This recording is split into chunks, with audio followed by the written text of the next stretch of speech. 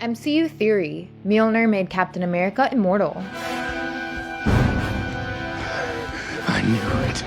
The final scenes of Avengers Endgame surprised us with old man Steve Rogers. Try something in life. Tell me this. Tell me again. Endgame script revealed that Steve was 112 years old at this particular moment. That's why it's yours. His 66 frozen years aren't counted here. So that means Cap lived with Peggy for around 73 years. The super soldier serum in his body allowed him to age slower than regular humans. And this is how he still looked in good shape for someone who is 112 years old. But we've got a theory based on comic book evidence, and it states that Steve actually became immortal in Avengers Endgame. Yeah, I know. First, let's take a look at a few examples of immortality here. Thor is immortal. Odin, Loki, Frigga, and other Asgardians were immortal. So long entrusted with. But that doesn't mean they are unkillable. They age very slowly, and as Loki stated in Thor: The Dark World, they have a lifespan of about 5,000 years.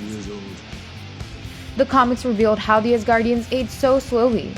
You see, they eat the apples of Idun as a part of their staple diet. These apples make them age extremely slowly. So the rare Asgardian fruit is what allows people to stay active and have longer lifespans. For them, the right phrase is, an apple a day keeps your death away. If humans were to consume those apples, then they'd age slowly as well. Without the apples, an individual is bound to age.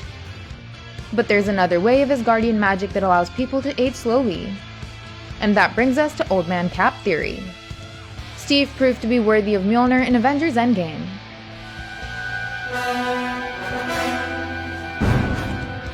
And his worthiness may have made him immortal. That's because when he held the hammer, he gained the power of Thor. Remember Odin's spell? If he be worthy, he shall possess the power of Thor. So Captain America literally possessed the power of Thor. He summoned Thor's lightning. And if Thor is immortal, then did Steve also become immortal? No. The answer to this question lies in the comic book story 2099 Manifest Destiny. In this comic, Steve Rogers was frozen in ice again. And he was woken up in the year 2099, the year when Miguel O'Hara is Spider-Man.